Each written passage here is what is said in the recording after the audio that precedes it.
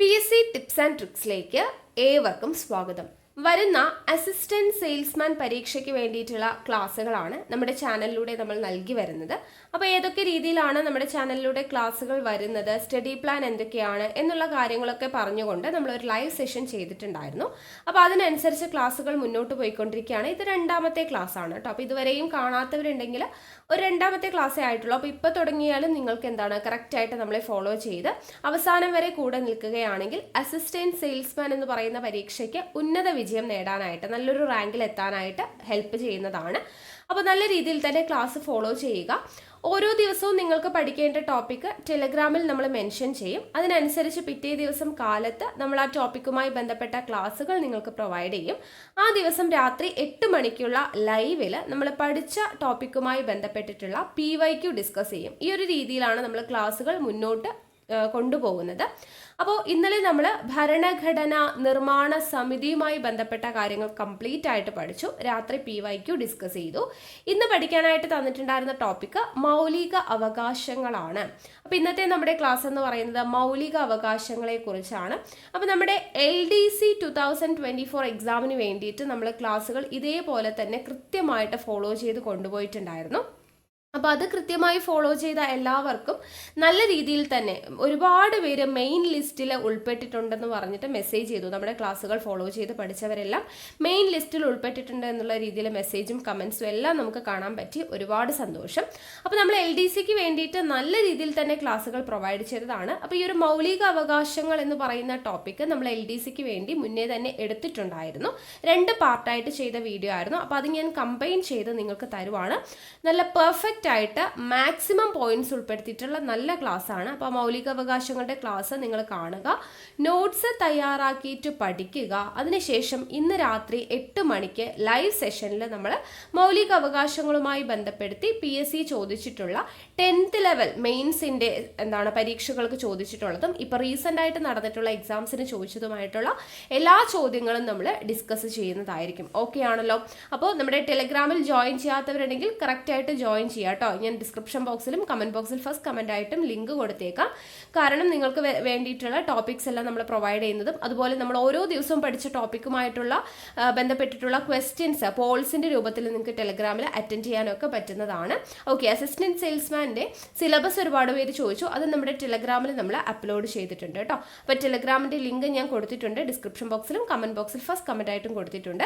Join ചെയ്യാത്തവർ ഇപ്പം തന്നെ ജോയിൻ ചെയ്യുക. പിന്നെ നമ്മുടെ ക്ലാസ്സുകളൊക്കെ കണ്ട് ഇഷ്ടമാവുകയാണെങ്കിൽ വീഡിയോ ലൈക്ക് ചെയ്യുക. മാക്സിമം ഫ്രണ്ട്സിനൊക്കെ ഒന്ന് ഷെയർ ചെയ്ത് കൊടുക്കാനും കൂടെ ശ്രമിക്കുക. ഓക്കെ, ഇതുവരെയും ചാനൽ സബ്സ്ക്രൈബ് ചെയ്യാതെ കാണുന്നവരാണെങ്കിൽ ചാനൽ ഒന്ന് സബ്സ്ക്രൈബ് ചെയ്യുക. ഓക്കെ ആണല്ലോ? അപ്പോൾ നമുക്ക് എന്തായാലും മൗലിക അവകാശങ്ങളുടെ ക്ലാസ്സിലോട്ട് കടക്കാം. എന്താണ് മൗലിക അവകാശങ്ങൾ? അത് തന്നെ ഒരു ചോദ്യമാണ്. PSC ചോദിച്ചിട്ടുണ്ട്. ഒരു വ്യക്തിക്ക് ഒരു കാരണവശാലും നിഷേധിക്കാൻ പാടില്ലാത്ത അവകാശം ഏതാണ്? മൗലിക അവകാശമാണ്. PSC ചോദിച്ചൊരു ചോദ്യമാണ്. ഒരു വ്യക്തിക്ക് ഒരു കാരണവശാലും നിഷേധിക്കാൻ പാടില്ലാത്ത അവകാശം ഏത് എന്ന് ചോദിച്ചു കഴിഞ്ഞാൽ ഏതാ? അത് മൗലിക അവകാശമാണ്. അതുപോലെ തന്നെ ചോദിച്ച മറ്റൊരു ചോദ്യമാണ്, ഒരു പൗരന്റെ അടിസ്ഥാനപരമായ അവകാശം, ഒരു പൗരന്റെ അടിസ്ഥാനപരമായ അവകാശം ഏത് എന്ന് ചോദിച്ചാലും മൗലിക അവകാശമാണ്. ഒരു വ്യക്തിക്ക് ഒരു കാരണവശാലും നിഷേധിക്കാൻ പാടില്ലാത്ത അവകാശം ഏതാ? മൗലിക അവകാശം. ഒരു പൗരന്റെ അടിസ്ഥാനപരമായ അവകാശം ഏതാ? മൗലിക അവകാശം. അതുപോലെ തന്നെ ഈ മൗലിക അവകാശങ്ങൾ ഗവൺമെന്റ് പോലും ലംഘിക്കാൻ പാടില്ല എന്ന് ഭരണഘടനയിൽ പ്രത്യേകം പറയുന്നുണ്ട്. ഗവൺമെന്റിന് പോലും ലംഘിക്കാൻ പാടില്ലാത്ത അവകാശമാണ് ഏത്? മൗലിക അവകാശം എന്ന് പറയുന്നത്. ഓക്കെ, അപ്പോൾ ഈ 3 പോയിന്റ് കിട്ടിയല്ലോ. ഈ മൗലിക അവകാശത്തെ കുറിച്ച് നമ്മുടെ ഭരണഘടനയിൽ പ്രതിപാദിക്കുന്ന ഭാഗം സ്ഥിരം ചോദ്യമാണ്. ഭാഗം 3ലാണ് മൗലിക അവകാശങ്ങളെ കുറിച്ച് നമ്മുടെ ഇന്ത്യൻ ഭരണഘടനയിൽ പ്രതിപാദിക്കുന്നത്. ആർട്ടിക്കിൾ ചോദിച്ചാലോ? ഇന്ത്യൻ ഭരണഘടനയിൽ മൗലിക അവകാശങ്ങളെ കുറിച്ച് പ്രതിപാദിക്കുന്ന ആർട്ടിക്കിളാണ് ആർട്ടിക്കിൾ 12 മുതൽ 35 വരെ. ആർട്ടിക്കിൾ 12 മുതൽ 35 വരെയുള്ള ആർട്ടിക്കിളിലാണ് മൗലിക അവകാശങ്ങളെ കുറിച്ച് പ്രതിപാദിക്കുന്നത്. ഈ മൗലിക അവകാശങ്ങൾ എന്ന് പറയുന്ന ആശയം നമ്മൾ എവിടെ നിന്നാ കടമെടുത്തേ? കടമെടുത്ത കാര്യങ്ങളൊക്കെ നമ്മൾ കോഡ് യൂസ് ചെയ്ത് പഠിച്ചിട്ടുണ്ടായിരുന്നു അല്ലേ? എവിടെ നിന്നാണ് ആശയം കടമെടുത്തത്? അമേരിക്കയുടെ കയ്യിൽ നിന്നുമാണ്. അമേരിക്കയുടെ കഥയൊക്കെ ഓർമ്മയുണ്ടോ? ഫണ്ടമെന്റൽ റൈറ്റ്സ് അല്ലേ? വക്കീലിന് നമ്മൾ പറഞ്ഞു ജഡ്ജിന് മെന്റലായി പോയി എന്നൊക്കെ പറഞ്ഞ സ്റ്റോറിയൊക്കെ പഠിച്ചിട്ടുണ്ടായിരുന്നു. അപ്പോൾ അമേരിക്കയുടെ കയ്യിൽ നിന്നുമാണ് നമ്മൾ മൗലിക അവകാശങ്ങൾ, ഫണ്ടമെന്റൽ റൈറ്റ്സ് എന്ന് പറയുന്ന ഈ ഒരു ആശയം നമ്മൾ കടം കൊണ്ടിരിക്കുന്നത്. എന്നാൽ മൗലിക അവകാശങ്ങളുടെ സംരക്ഷകൻ എന്നറിയപ്പെടുന്നത് ആരാ? അത് സുപ്രീം കോടതിയാണ്. മൗലിക അവകാശങ്ങളുടെ സംരക്ഷകൻ എന്നറിയപ്പെടുന്ന സുപ്രീം കോടതിയാണ്. എന്തുകൊണ്ടാണ് അങ്ങനെ പറയുന്നത്?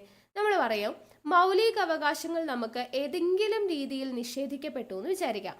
മൗലിക അവകാശങ്ങൾ നമുക്ക് ഏതെങ്കിലും രീതിയിൽ നിഷേധിക്കപ്പെട്ടു കഴിഞ്ഞാൽ നമുക്ക് എന്ത് ചെയ്യാം? നമുക്ക് കോടതിയെ സമീപിച്ച് അത് നേടിയെടുക്കാൻ പറ്റും. അതിനെയാണ് നമ്മളെന്ന് പറയുക ന്യായവാദത്തിന് അർഹമാണെന്ന് പറയും അല്ലെ? മൗലിക അവകാശങ്ങൾ ന്യായവാദത്തിന് അർഹമാണ്, അല്ലെങ്കിൽ മൗലിക അവകാശങ്ങൾ ജസ്റ്റീസിയബിൾ ആണ് എന്ന് നമ്മൾ പറയാറുണ്ട് അല്ലെ? ജസ്റ്റീസിയബിൾ ആണ്, ന്യായവാദത്തിന് അർഹമാണ് എന്ന് വെച്ചാൽ നമുക്ക് ഏതെങ്കിലും തരത്തിൽ മൗലിക അവകാശങ്ങൾ നിഷേധിക്കപ്പെട്ടു കഴിഞ്ഞാൽ നമുക്ക് കോടതി മുഖാന്തിരം അത് നേടിയെടുക്കാൻ പറ്റും. അപ്പോൾ ഈ കോടതി നമുക്കത് നേടിത്തരുന്നത് റിട്ടുകൾ ഉപയോഗിച്ചിട്ടാണ്. റിട്ടിനെ കുറിച്ചുള്ള ഡീറ്റെയിൽഡ് ക്ലാസ് അടുത്തത് വരുന്നുണ്ട്. അപ്പോൾ റിട്ടുകളെ കുറിച്ചാണ്. അപ്പോൾ റിട്ടുകൾ ഉപയോഗിച്ചിട്ടാണ് നമുക്ക് കോടതി ഇത് നേടിത്തരുന്നത്. അപ്പോൾ അതുകൊണ്ട് തന്നെ ഈ റിട്ടുകളെ നമ്മൾ എന്തെന്ന് പറയും? മൗലിക അവകാശങ്ങളുടെ സംരക്ഷണത്തിനുള്ള ഉപകരണം എന്ന് പറയും അല്ലെ? മൗലിക അവകാശങ്ങളുടെ സംരക്ഷകൻ സുപ്രീം കോടതിയാ. ഈ സുപ്രീം കോടതി നമുക്ക് മൗലിക അവകാശങ്ങൾ നേടിത്തരുന്നത് റിട്ട് എന്ന് പറയുന്ന ഉപകരണത്തിലൂടെയാണ്. അപ്പൊ മൗലിക അവകാശങ്ങളുടെ സംരക്ഷണത്തിനുള്ള ഉപകരണം എന്ന പേരിൽ അറിയപ്പെടുന്നത് ആരാണ്? റിട്ടാണ് എന്നുള്ളത് അറിഞ്ഞിരിക്കുക. ഇനി ഭരണഘടന നിലവിൽ വരുമ്പോൾ എത്ര മൗലികാവകാശം ഉണ്ടായിരുന്നു? ഭരണഘടന നിലവിൽ വരുമ്പോൾ 7 മൗലികാവകാശമാണ് ഉണ്ടായിരുന്നത്. എത്ര എണ്ണം ഉണ്ടായിരുന്നു? 7 എണ്ണം. നിലവിൽ എത്ര മൗലികാവകാശങ്ങളാണ് ഉള്ളത്? നിലവിൽ 6 മൗലികാവകാശങ്ങളാണ് ഉള്ളത്. അപ്പോൾ 7ൽ നിന്നും 6 കുറഞ്ഞു അല്ലെ? നമ്മൾ പഠിച്ചിട്ടുണ്ട് ഭരണഘടനയിൽ നിന്നും എന്തെങ്കിലും ഒരു കാര്യം മാറ്റാനോ നീക്കം ചെയ്യാനോ അല്ലെങ്കിൽ പുതിയതായിട്ട് എന്തെങ്കിലും ഒന്ന് ഭരണഘടനയിൽ കൂട്ടിച്ചേർക്കണമെങ്കിലോ ഭേദഗതിയിലൂടെ മാത്രമേ പറ്റത്തുള്ളൂ. ഒരു അമെൻമെന്റിലൂടെ മാത്രമേ പറ്റത്തുള്ളൂ. ഒരു പുതിയ കാര്യം കൂട്ടിച്ചേർക്കാനാണെങ്കിലും അതെ, അതുപോലെ ഒരു കാര്യത്തെ നീക്കം ചെയ്യാനുള്ളതാണെങ്കിലും ഒരു ഭരണഘടനാ ഭേദഗതിയിലൂടെ മാത്രമേ പറ്റത്തുള്ളൂ. അപ്പൊ 7 മൗലികാവകാശം എന്നത് 6 കുറയണമെങ്കിൽ ഒരെണ്ണം അവിടെ നിന്ന് നീക്കം ചെയ്യണം അല്ലെ? അങ്ങനെ നീക്കം ചെയ്യണമെങ്കിൽ അവിടെ ഒരു ഭേദഗതി വരണമല്ലോ. ആ ഭേദഗതിയാണ് ഏത്? 1978 44-ാം ഭേദഗതി. 1978 44-ാം ഭേദഗതിയിലൂടെയാണ് 7 മൗലികാവകാശങ്ങളിൽ ഒന്നായ ഏത്? സ്വത്തവകാശം എന്നത് നമ്മൾ നീക്കം ചെയ്യുന്നത്.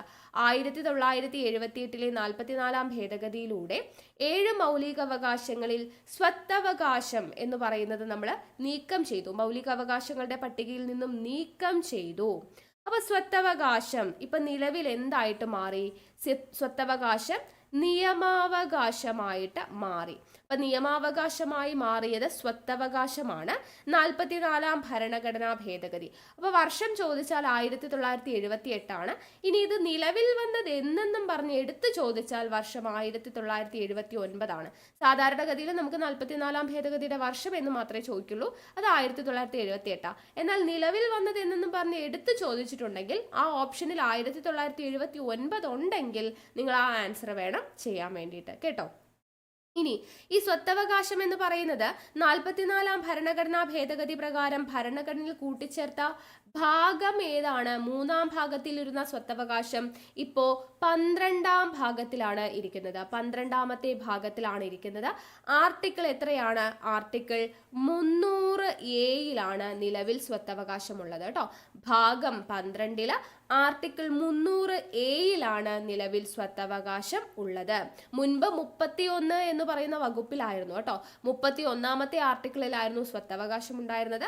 ഇപ്പൊ നിലവിൽ അത് 300A കിടക്കുന്നത്. ഓക്കെ, അപ്പൊ സ്വത്തവകാശം നിലവിൽ എന്ത് അവകാശമാണ്? നിയമാവകാശമാണ്. ഓക്കെ അല്ലേ? ഇനി നമുക്ക് 6 മൗലിക അവകാശങ്ങൾ ഏതൊക്കെയാണ് എന്നുള്ളത് നോക്കാം. ഇന്ത്യൻ ഭരണഘടന ഉറപ്പു നൽകുന്ന 6 മൗലികാവകാശങ്ങൾ. 1 സമത്വത്തിനുള്ള അവകാശം. സമത്വത്തിനുള്ള അവകാശം ആർട്ടിക്കിൾ 14 മുതൽ 18 വരെയാണ് കേട്ടോ. ഇത് ഇമ്പോർട്ടൻ്റ് ആണ്, ആർട്ടിക്കിൾ ചോദിക്കും. സമത്വത്തിനുള്ള അവകാശമാണ് ആർട്ടിക്കിൾ 14 മുതൽ 18 വരെ. 2, സ്വാതന്ത്ര്യത്തിനുള്ള അവകാശമാണ് ആർട്ടിക്കിൾ 19 മുതൽ 22 വരെ. സ്വാതന്ത്ര്യത്തിനുള്ള അവകാശം. 3, ചൂഷണത്തിനെതിരായ അവകാശം. ചൂഷണത്തിനെതിരെയുള്ള അവകാശമാണ് ആർട്ടിക്കിൾ 23, 24 ആണ് ചൂഷണത്തിനെതിരെയുള്ള അവകാശം. 4, മതസ്വാതന്ത്ര്യത്തിനുള്ള അവകാശം ആർട്ടിക്കിൾ 25 മുതൽ 28 വരെയാണ് മതസ്വാതന്ത്ര്യം. ദെൻ 5, സാംസ്കാരികവും വിദ്യാഭ്യാസപരവുമായ അവകാശം. 29, 30 ദെൻ 6 മൗലികാവകാശമാണ് ഭരണഘടനാപരമായ പരിഹാരങ്ങൾക്കുള്ള അവകാശം അല്ലെങ്കിൽ ഭരണഘടനാ പ്രതിവിധികൾക്കുള്ള അവകാശം എന്ന് പറയുന്നത് ആർട്ടിക്കിൾ 32. ഓക്കെ, അപ്പോൾ ഇത്രയുമാണ് 6 മൗലിക അവകാശങ്ങൾ. സമത്വത്തിനുള്ള അവകാശം 14 to 18 ആണ് ആർട്ടിക്കിൾ. സ്വാതന്ത്ര്യത്തിനുള്ള അവകാശം 19 മുതൽ 22 വരെ. ചൂഷണത്തിനെതിരെയുള്ള അവകാശം 23, 24. മതസ്വാതന്ത്ര്യത്തിനുള്ള അവകാശം 25 മുതൽ 28 വരെ. സാംസ്കാരികവും വിദ്യാഭ്യാസപരവുമായ അവകാശം 29, 30. ഭരണഘടനാപരമായ പ്രതിവിധികൾക്കുള്ള അവകാശം 32. ഇതാണ് 6 മൗലിക അവകാശങ്ങൾ എന്ന് പറയുന്നത്. ഓക്കെ, അപ്പൊ ഇതിൽ ഓരോ ആർട്ടിക്കിളും എന്താന്ന് നമുക്ക് പഠിക്കണം. അപ്പൊ ഇവിടെ സമത്വത്തിനുള്ള അവകാശമാണ് നമ്മൾ ആദ്യം നോക്കുന്നത്. സമത്വത്തിനുള്ള അവകാശം. അപ്പോൾ സമത്വത്തിനുള്ള അവകാശം 14 to 18 ആണെന്ന് പറഞ്ഞു. അതിലെ 14 എന്ന് പറയുന്നത് എന്താ പറയുന്നത്? നിയമത്തിനു മുന്നിൽ സമത്വം എന്ന് പറയുന്നതാണ് ആർട്ടിക്കിൾ 14 വരുന്നത്. അതുപോലെ നിയമത്തിനു മുന്നിൽ തുല്യ സമത്വം, നിയമത്തിനു മുന്നിൽ തുല്യ സംരക്ഷണം എന്നതാണ് ആർട്ടിക്കിൾ 14 പറയുന്നത്. അപ്പൊ നിയമസമത്വം എന്നതുകൊണ്ട് ഉദ്ദേശിക്കുന്നത് എന്താണ്? ഒരു പൗരനും നിയമത്തിനു മുന്നിൽ പ്രത്യേക പരിഗണന ലഭിക്കില്ല എന്ന് പറയുന്നു. അതുപോലെ തുല്യ സംരക്ഷണം എന്നതുകൊണ്ട് ഉദ്ദേശിക്കുന്നത് ഇന്ത്യയിൽ നിർമ്മിക്കപ്പെടുന്ന നിയമങ്ങൾ എല്ലാ പൗരന്മാരെയും ഒരുപോലെ സംരക്ഷിക്കാം എന്ന് പറയുന്നുണ്ട്. അപ്പോൾ ഈ മൗലിക അവകാശങ്ങൾ എന്ന് പറയുന്നത് ചില മൗലിക അവകാശങ്ങളെല്ലാം പോസിറ്റീവാണ്, ചിലത് നെഗറ്റീവാണ്. അപ്പോൾ നെഗറ്റീവ് എന്ന് പറയുന്നത് എന്താണെന്ന് വെച്ച് കഴിഞ്ഞാൽ കൂടുതലും മൗലിക അവകാശങ്ങളിൽ കൂടുതലും നെഗറ്റീവ് ആശയങ്ങളാണ്. അതായത് നിഷേധാത്മകമാണെന്ന് നമുക്ക് പറയാം. നിഷേധാത്മക സ്വഭാവമുള്ളവയാണ് കൂടുതൽ മൗലിക അവകാശങ്ങളും. നെഗറ്റീവാണ് എന്ന് വെച്ചാൽ സ്റ്റേറ്റ് ചെയ്യാൻ പാടില്ല എന്ന് പറയുന്ന കുറേ അവകാശങ്ങളുണ്ട്. ഇപ്പോൾ ഒരു പൗരനോടും സ്റ്റേറ്റ് വിവേചനം കാണിക്കാൻ പാടില്ല, അല്ലെങ്കിൽ എന്താണ് നിയമത്തിന് മുന്നിൽ നിയമത്തിന് മുന്നിൽ തുല്യ സമത്വം എന്ന് പറയുമ്പോൾ അതെന്താ? അത് നെഗറ്റീവ് ആശയമാണ്. അതായത് നിയമത്തിന് മുന്നിൽ എല്ലാവർക്കും സമത്വം വേണം, അല്ലാതെ ആരോടും എന്ത് ചെയ്യാൻ പാടില്ല, വ്യത്യസ്തമായിട്ട് അല്ലെങ്കിൽ ഒരു പ്രത്യേക പരിഗണന സ്റ്റേറ്റ് ആരോടും ചെയ്യാൻ പാടില്ല എന്നാണ് പറയുന്നത്. അതെന്താ? അതൊരു നെഗറ്റീവാണ്. സ്റ്റേറ്റ് ചെയ്യാൻ പാടില്ല എന്ന് പറയുന്ന കാര്യങ്ങളെല്ലാം നെഗറ്റീവാണ്. അപ്പൊ മൗലിക അവകാശങ്ങളിൽ ഏറ്റവും കൂടുതലുള്ളത് നെഗറ്റീവായിട്ടുള്ള ആശയങ്ങളാണ്, നിഷേധാത്മക സ്വഭാവമാണ്. അപ്പൊ ഇവിടെ നിയമത്തിന് മുന്നിൽ സമത്വം എന്ന് പറയുമ്പോൾ നമ്മൾ പറഞ്ഞു ഒരു പൗരനും നിയമത്തിന് മുൻപിൽ പ്രത്യേക പരിഗണന സ്റ്റേറ്റ് കൊടുക്കാൻ പാടില്ല എന്ന് പറയുന്നത് കൊണ്ട് അത് നെഗറ്റീവ് സ്വഭാവമാണ്. എന്നാൽ തുല്യ സംരക്ഷണം എന്ന് പറയുന്നത് എന്താ? ഇന്ത്യയിൽ നിർമ്മിക്കപ്പെടുന്ന എല്ലാ നിയമങ്ങളും എല്ലാ പൗരന്മാരെയും തുല്യമായിട്ട് സ്റ്റേറ്റ് സംരക്ഷിക്കണം എന്നാണ് പറയുന്നത്. അപ്പൊ സ്റ്റേറ്റ് സംരക്ഷിക്കണം, സ്റ്റേറ്റ് ചെയ്യേണ്ട കാര്യം പറയുന്നത് കൊണ്ട് ഈ തുല്യ സംരക്ഷണം എന്ന് പറയുന്നത് പോസിറ്റീവ് ആയിട്ടുള്ള മൗലിക അവകാശവും നിയമത്തിന് മുന്നിൽ സമത്വം എന്ന് പറയുന്നത് നെഗറ്റീവ് ആയിട്ടുള്ള മൗലിക അവകാശവുമാണ് എന്ന് നമുക്ക് പറയാം. ഓക്കെ, അപ്പൊ നമ്മൾ പറഞ്ഞു നിയമത്തിന് മുന്നിൽ സമത്വം, അല്ലെ? സമത്വം എന്ന് പറയുന്ന ആശയം നമ്മൾ എവിടെ നിന്നാണ് കടമെടുത്തിരിക്കുന്നത്? നമ്മൾ പഠിച്ചിട്ടുണ്ട്, ഫ്രാൻസിന്റെ കയ്യിൽ നിന്നുമാണ്, അല്ലെ? നമ്മൾ കഴിഞ്ഞ ക്ലാസ്സിൽ പഠിച്ചു. സമത്വം എന്ന് പറയുന്ന ആശയം കടമെടുത്തിരിക്കുന്നത് ഫ്രാൻസിന്റെ കയ്യിലാണ്. പക്ഷേ നിയമത്തിന് മുന്നിൽ സമത്വം, നിയമത്തിന് മുൻപിലുള്ള സമത്വം എന്ന് പറയുന്ന ആശയം നമ്മൾ കടമെടുത്തിരിക്കുന്നത് എവിടെ നിന്നുമാണ്? അത് ബ്രിട്ടന്റെ കയ്യിൽ നിന്നുമാണ് കേട്ടോ. ഓർത്തിരിക്കണേ, സമത്വം എന്ന് പറയുന്ന ആശയം ഫ്രാൻസിന്റെ കയ്യിൽ നിന്നുമാണ് കടമെടുത്തിട്ടുള്ളത്. നിയമത്തിന് മുൻപിലുള്ള സമത്വം എന്ന് പറയുന്നത് ബ്രിട്ടന്റെ കയ്യിൽ നിന്നും എടുത്തിട്ടുള്ളതാണ്. ഇനി തുല്യ സംരക്ഷണം എന്ന് പറയുന്ന ആശയം നമ്മൾ കടമെടുത്തിട്ടുള്ളത് USA കയ്യിൽ നിന്നുമാണ്, അമേരിക്കയുടെ കയ്യിൽ നിന്നുമാണ് നമ്മൾ തുല്യ സംരക്ഷണം എന്ന് പറയുന്ന ആശയം കടമെടുത്തിരിക്കുന്നത്. ഇനി ഈ പറയുന്ന ആർട്ടിക്കിൾ 14 പ്രകാരം സമത്വത്തിനുള്ള, നിയമത്തിന് മുന്നിൽ സമത്വം, തുല്യ സംരക്ഷണം എന്ന് പറയുന്ന ഈ ഒരു ആർട്ടിക്കിൾ 14 പ്രകാരം നിയമത്തിന് മുന്നിൽ തുല്യത എന്ന് പറയുന്ന ഭരണഘടനയിൽ നിന്നും ഇളവ് ലഭിക്കുന്ന പദവികൾ ഏത് ചോദിച്ചിട്ടുണ്ട്. ഏതൊക്കെയാ? രാഷ്ട്രപതിക്കും ഗവർണർക്കും ഇളവ് ലഭിക്കാറുണ്ട് കേട്ടോ. ആർട്ടിക്കിൾ 14 പ്രകാരം നിയമത്തിന് മുന്നിൽ സമത്വം എന്ന് പറയുന്നതിൽ നിന്നും ഇളവ് ലഭിക്കുന്ന രണ്ട് പദവി എന്ന് പറയുന്നത് ഏതാണ്? രാഷ്ട്രപതിയും അതുപോലെ തന്നെ ഗവർണറുമാണ്. അടുത്തത് ആർട്ടിക്കിൾ 15 ആണ് കേട്ടോ. ആർട്ടിക്കിൾ 15 പറയുന്നത് എന്താണ്? വിവേചനത്തിൽ നിന്നുള്ള സംരക്ഷണമാണ്. വിവേചനത്തിൽ നിന്നുള്ള സംരക്ഷണം. ആർട്ടിക്കിൾ 15 പറയുന്നത് വിവേചനത്തിൽ നിന്നുള്ള സംരക്ഷണമാണ്. അപ്പൊ എന്തിന്റെയൊക്കെ പേരിലാണ്, അല്ലെങ്കിൽ എന്തിന്റെയൊക്കെ ബേസിലാണ് വിവേചനം പാടില്ല എന്ന് പറയുന്നത്? മതം, ഇത് ചോദിച്ചിട്ടുണ്ട് കേട്ടോ. വിവേചനത്തിൽ നിന്നുള്ള സംരക്ഷണം എന്ന് പറയുന്നത് ഏതൊക്കെ വിവേചനം, അതാണ് ചോദിച്ചിട്ടുള്ളത്. മതം, അതുപോലെ ജാതി, വംശം, ലിംഗം, ജന്മസ്ഥലം എന്നിവയുടെ അടിസ്ഥാനത്തിലുള്ള വിവേചനം നിരോധിക്കുന്ന ആർട്ടിക്കിളാണ് ആർട്ടിക്കിൾ 15. മതം, ജാതി, വംശം, ലിംഗം, ജന്മസ്ഥലം എന്നിവയുടെ പേരിലുള്ള വിവേചനം നിരോധിക്കുന്ന ആർട്ടിക്കിളാണ് ആർട്ടിക്കിൾ 15 എന്ന് പറയുന്നത്. ഓക്കെ, നമ്മൾ തൊട്ട് മുൻപ് പറഞ്ഞതുപോലെ ഈ ആർട്ടിക്കിൾ 15 എന്ന് പറയുന്നതും ഒരു നെഗറ്റീവ് റൈറ്റ് ആണ്, ഒരു നിഷേധാത്മക സ്വഭാവമുള്ള റൈറ്റ് ആണ്. അതായത് ഇവിടെയും സ്റ്റേറ്റ് ചെയ്യാൻ പാടില്ല എന്ന് പറയുന്ന കാര്യങ്ങളാണ്. എങ്ങനെയാണ്? മതം, ജാതി, വംശം, ലിംഗം, ജന്മസ്ഥലം എന്നിവയുടെ പേരിൽ ഒരു പൗരനോടും സ്റ്റേറ്റ് വിവേചനം കാണിക്കാൻ പാടില്ല. മനസ്സിലായോ? അപ്പൊ സ്റ്റേറ്റ് അങ്ങനെ ചെയ്യരുത് എന്ന് പറയുന്നത് കൊണ്ട് തന്നെ ഇതൊരു നെഗറ്റീവ് റൈറ്റ് ആണ് എന്ന് നമുക്ക് പറയാം. ആർട്ടിക്കിൾ 15 മതം, ജാതി, വംശം, ലിംഗം, ജന്മസ്ഥലം എന്നിവയുടെ പേരിൽ ഒരു പൗരനോടും സ്റ്റേറ്റ് എന്ത് ചെയ്യാൻ പാടില്ല? വിവേചനം കാണിക്കാൻ പാടില്ല എന്ന് പറയുന്നതാണ് ഏത്? ആർട്ടിക്കിൾ 15 എന്ന് പറയുന്നത്. അപ്പൊ ഇതൊരു നെഗറ്റീവ് റൈറ്റ് ആണ് എന്ന് നമുക്ക് പറയാൻ വേണ്ടി പറ്റും. ഓക്കെ, അപ്പൊ സ്റ്റേറ്റ് ചെയ്യാൻ പാടില്ല എന്നാണ് അല്ലേ പറഞ്ഞത്. അപ്പൊ ഈ സ്റ്റേറ്റ് എന്ന് പറഞ്ഞു കഴിഞ്ഞാൽ എന്താണ്? അത് നമുക്കറിയാം. ആർട്ടിക്കിൾ 12 സ്റ്റേറ്റിന്റെ നിർവചനം പറയുന്നുണ്ട്. ഇത് ചോദിച്ചിട്ടുണ്ട് കേട്ടോ PSCക്ക്. ആർട്ടിക്കിൾ 12 നമ്മൾ സ്റ്റേറ്റിന്റെ നിർവചനത്തെ കുറിച്ചാണ് പറയുന്നത്. അപ്പോൾ ആർട്ടിക്കിൾ 12 പ്രകാരം സ്റ്റേറ്റ് എന്ന് പറഞ്ഞാൽ എന്തൊക്കെയാണ് വരുന്നത്? കേന്ദ്ര മന്ത്രിസഭയും അതുപോലെ പാർലമെന്റ്, അതുപോലെ സംസ്ഥാന മന്ത്രിസഭ, നിയമസഭ, അതുപോലെ തന്നെ തദ്ദേശ സ്വയംഭരണ സ്ഥാപനങ്ങൾ, സർക്കാർ അർദ്ധ സർക്കാർ സ്ഥാപനങ്ങൾ, അതുപോലെ തന്നെ സ്റ്റാറ്റ്യൂട്ടറി, നോൺ സ്റ്റാറ്റ്യൂട്ടറി അതോറിറ്റി, ഇങ്ങനെയുള്ള എല്ലാ കാര്യങ്ങളും എന്തിന്റെ അണ്ടറിൽ വരുന്നതാണ്? സ്റ്റേറ്റിന്റെ കീഴിൽ വരുന്നതാണ്. അപ്പോൾ സ്റ്റേറ്റ് എന്ന് പറയുന്ന നിർവചനത്തിന്റെ കീഴിൽ വരുന്നവ ഏതെല്ലാം ചോദിക്കാറുണ്ട്. എന്തൊക്കെ വരും?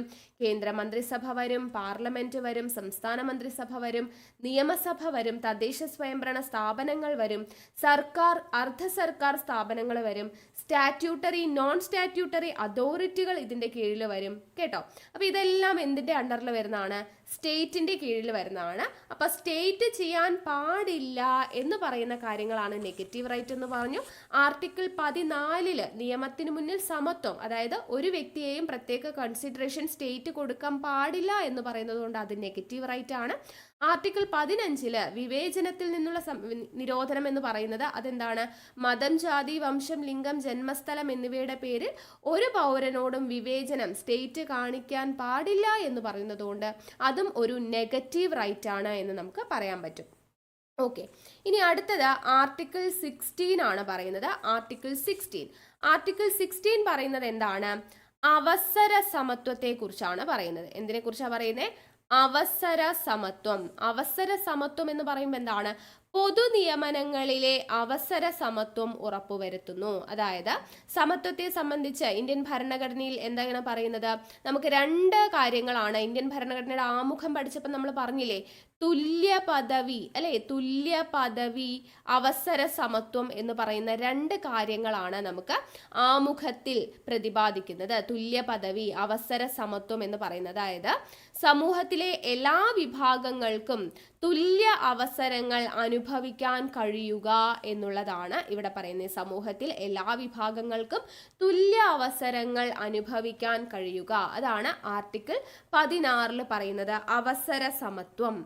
ഇവിടെ അവസര സമത്വം പറയുന്നുണ്ടെങ്കിലും ചില പിന്നാക്കം നിൽക്കുന്ന വിഭാഗങ്ങൾ, അതായത് സാമൂഹികപരമായിട്ടാവാം, സാമ്പത്തികപരമായിട്ടാവാം, അങ്ങനെ പിന്നോക്കം നിൽക്കുന്ന കുറച്ചു പേർക്ക്, അതുപോലെ സ്ത്രീകൾ, കുട്ടികൾ, അവരുടെയൊക്കെ ഉന്നമനത്തിന് വേണ്ടിയിട്ട് ചില പ്രത്യേക പദ്ധതികളൊക്കെ ഗവൺമെന്റിന് നടപ്പിലാക്കാവുന്നതാണ് എന്നും കൂടെ ഇവിടെ പറയുന്നുണ്ട്.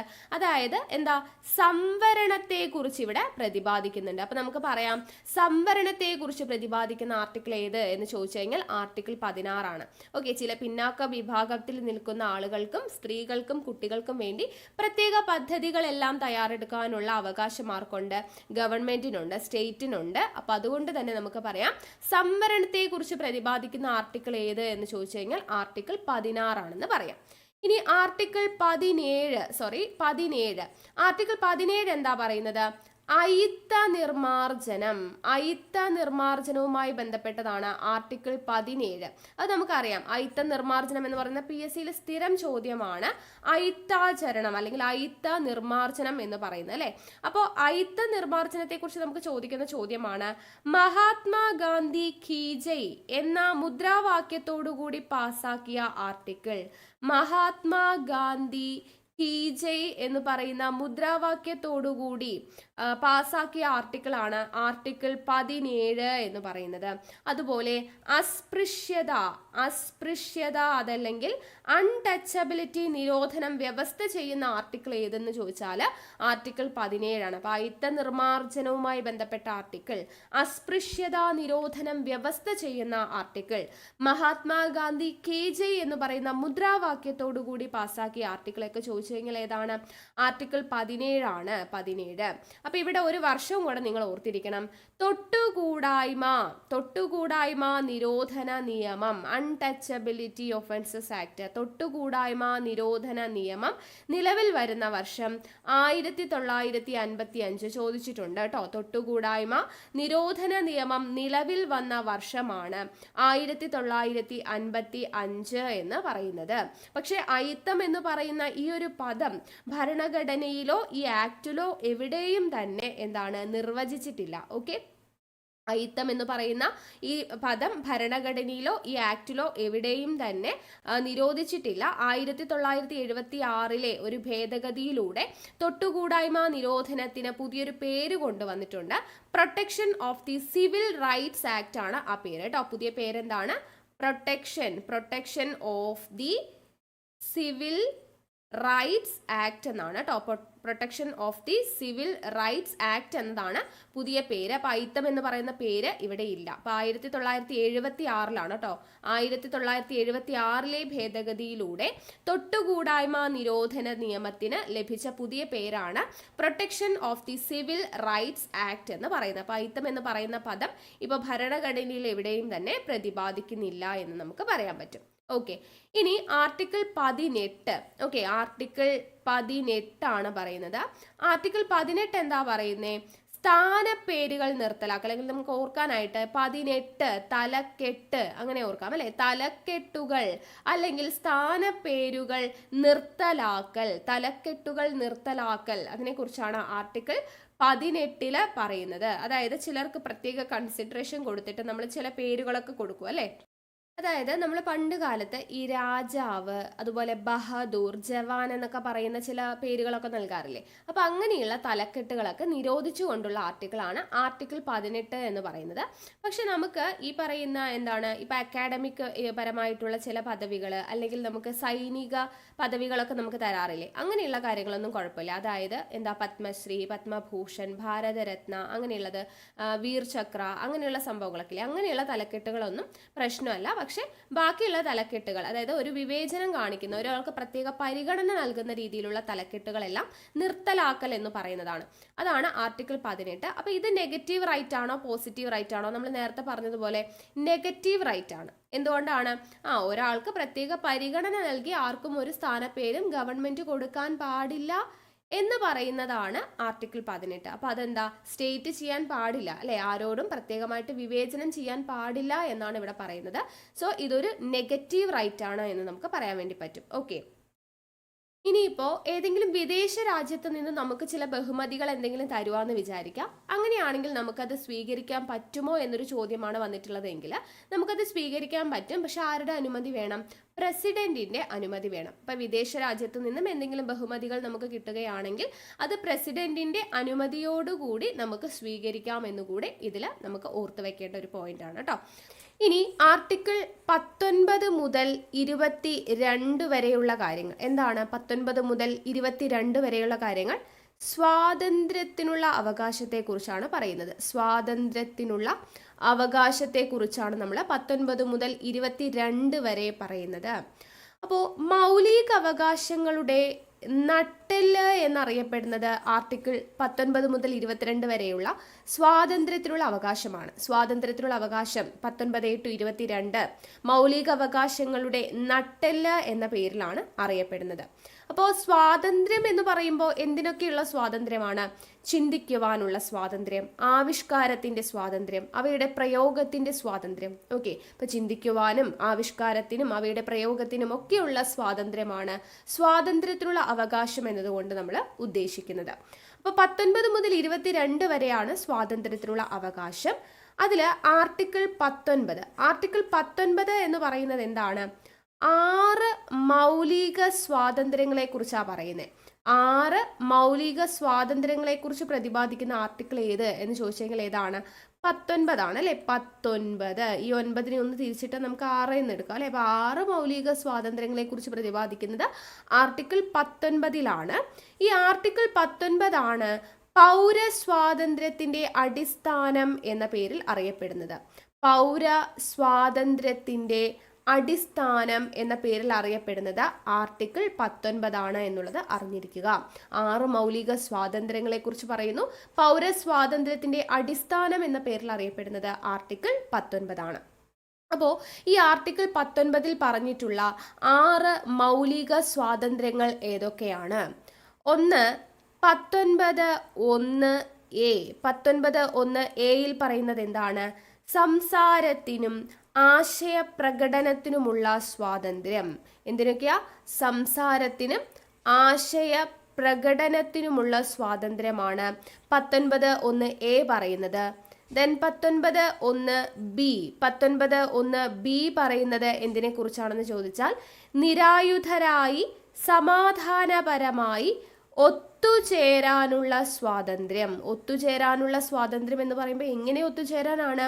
നിരായുധരായി സമാധാനപരമായി ഒത്തുചേരുന്നതിനുള്ള സ്വാതന്ത്ര്യം. Then 19(1)(c). 19(1)(c) പറയുന്നത് എന്താ? സംഘടനകളും പ്രസ്ഥാനങ്ങളും രൂപവൽക്കരിക്കുന്നതിനുള്ള സ്വാതന്ത്ര്യം. സംഘടനകളും പ്രസ്ഥാനങ്ങളും രൂപവൽക്കരിക്കുന്നതിനുള്ള സ്വാതന്ത്ര്യമാണ് 19(1)(c)യിൽ പറയുന്നേ. 19(1)(d). 19(1)(d) പ്രതിപാദിക്കുന്നത് ഇന്ത്യയിലുടനീളം സഞ്ചരിക്കുവാനുള്ള സ്വാതന്ത്ര്യം. ഇന്ത്യയിലുടനീളം സഞ്ചരിക്കുവാനുള്ള സ്വാതന്ത്ര്യമാണ് 19(1)(d). ദെൻ 19(1)(e) പറയുന്നത് എന്താണ്? 19(1)(e) പറയുന്നത് ഇന്ത്യയിൽ എവിടെയും താമസിക്കുന്നതിനുള്ള സ്വാതന്ത്ര്യം. ഇന്ത്യയിൽ എവിടെയും താമസിക്കുന്നതിനുള്ള സ്വാതന്ത്ര്യം. ദെൻ 19(1)G ആണ് പറയുന്നത് കേട്ടോ. G ആണ്, F ഇല്ല. സ്വത്തവകാശവുമായി ബന്ധപ്പെട്ട കാര്യങ്ങളായിരുന്നു, അത് നമ്മൾ അവിടെ നിന്ന് എടുത്തു മാറ്റിയിട്ടുണ്ട്. അപ്പൊ 19(1)G എന്തിനെ കുറിച്ചാണ് പറയുന്നത്? ഇഷ്ടമുള്ള ജോലി ചെയ്യുന്നതിനും സ്വന്തമായി വ്യവസായം, അതുപോലെ കച്ചവടം എന്നിവ തുടങ്ങുന്നതിനുമുള്ള അവകാശത്തെക്കുറിച്ചാണ്, സ്വാതന്ത്ര്യത്തെക്കുറിച്ചാണ് 19(1)G പറയുന്നത്. അപ്പൊ ഇതാണ് നമ്മുടെ 6 മൗലിക സ്വാതന്ത്ര്യങ്ങൾ. എന്തൊക്കെയാണ്? 19(1)A എന്താ പറയുന്നേ? കൂടെ പറഞ്ഞോളൂ. സംസാരത്തിനും ആശയപ്രകടനത്തിനുമുള്ള സ്വാതന്ത്ര്യം. 19(1)B എന്ന് പറയുന്നത് നിരായുധരായി സമാധാനപരമായി ഒത്തുചേരാനുള്ള സ്വാതന്ത്ര്യം. 19(1)C പറയുന്നത് സംഘടനകളും പ്രസ്ഥാനങ്ങളും രൂപവൽക്കരിക്കുന്നതിനുള്ള സ്വാതന്ത്ര്യം. 19(1)D പറയുന്നത് ഇന്ത്യയിലുടനീളം സഞ്ചരിക്കുവാനുള്ള സ്വാതന്ത്ര്യം. ദെൻ 19(1)E എന്ന് പറയുന്നത് ഇന്ത്യയിൽ എവിടെയും താമസിക്കുന്നതിനുള്ള സ്വാതന്ത്ര്യം. 19(1)G പറയുന്നത് ഇഷ്ടമുള്ള ജോലി ചെയ്യുന്നതിനും വ്യവസായം, കച്ചവടം എന്നിവ തുടങ്ങുന്നതിനുമുള്ള സ്വാതന്ത്ര്യത്തെ കുറിച്ചാണ് പറയുന്നത്. ഓക്കെ, അപ്പൊ 6 മൗലിക സ്വാതന്ത്ര്യങ്ങൾ, ആർട്ടിക്കിൾ 19 പറയുന്ന 6 മൗലിക സ്വാതന്ത്ര്യങ്ങൾ എന്താണെന്ന് നമ്മൾ പഠിച്ചു അല്ലെ. അപ്പൊ ഇതില് ഈ 19(1)A നമ്മൾ പറഞ്ഞല്ലേ, സംസാരത്തിനും ആശയപ്രകടനത്തിനുമുള്ള സ്വാതന്ത്ര്യം എന്ന് പറഞ്ഞു. അപ്പൊ അവിടെ ഈ ആശയ സ്വാതന്ത്ര്യം അല്ലെങ്കിൽ ആശയപ്രകടനത്തിനുള്ള സ്വാതന്ത്ര്യം എന്ന് പറയുന്നതിൽ 19(1)A പറയുന്ന സ്വാതന്ത്ര്യങ്ങളുടെ കീഴിൽ എന്തൊക്കെ കാര്യങ്ങളാണ് വരുന്നത്? ചിലപ്പോൾ PSC ചോദിക്കാം. അപ്പൊ അവിടെ നിങ്ങൾ ഓർത്തിരിക്കുക, മാധ്യമ സ്വാതന്ത്ര്യം. മാധ്യമങ്ങൾ എന്താ ചെയ്യുന്നത്? അവരുടെ അഭിപ്രായങ്ങൾ, ആശയങ്ങളൊക്കെ പ്രകടിപ്പിക്കുകയാണ് ചെയ്യുന്നത് അല്ലെ, മാധ്യമങ്ങൾ വഴി. മാധ്യമ സ്വാതന്ത്ര്യം അല്ലെങ്കിൽ പത്രസ്വാതന്ത്ര്യം എന്നൊക്കെ നമുക്ക് പറയാം. പത്രസ്വാതന്ത്ര്യം, മാധ്യമ സ്വാതന്ത്ര്യം, ഇതെല്ലാം 19(1)A അഭിപ്രായ പ്രകടനത്തിനുള്ള സ്വാതന്ത്ര്യത്തിൽ വരുന്നതാണ്. അതുപോലെ അവരവരുടെ കാഴ്ചപ്പാടുകൾ പ്രചരിപ്പിക്കാനുള്ള സ്വാതന്ത്ര്യം, കാഴ്ചപ്പാടുകൾ പ്രചരിപ്പിക്കാനുള്ള സ്വാതന്ത്ര്യം 19(1)A വരുന്നതാണ്. അതുപോലെ വാണിജ്യ പരസ്യങ്ങൾ ചെയ്യാറില്ലേ, അതും എന്താണ്? അവരുടെ ആശയം നമ്മളോട് കൺവേ ചെയ്യുകയാണ് അല്ലെ, വാണിജ്യ പരസ്യങ്ങളിലൂടെ. അപ്പൊ വാണിജ്യ പരസ്യങ്ങൾ പ്രചരിപ്പിക്കുന്നതിനുള്ള അല്ലെങ്കിൽ അതിനുള്ള സ്വാതന്ത്ര്യം. ദെൻ ടെലിഫോൺ സംഭാഷണം ചോർത്താതിരിക്കുവാനുള്ള അവകാശം. ടെലിഫോൺ സംഭാഷണം നമ്മൾ ഒരാളോട് ടെലിഫോണിൽ സംസാരിക്കുന്ന സമയത്ത് അത് ചോർത്താതിരിക്കുവാനുള്ള അവകാശം 19(1)A കീഴിൽ വരുന്നതാണ്. അതുപോലെ തന്നെ ഏതൊരു രാഷ്ട്രീയ പാർട്ടിയും നടത്തുന്ന ബന്ദായിക്കോട്ടെ അതിനെതിരെയുള്ള അവകാശം, ബന്ദിനെതിരെയുള്ള അവകാശം.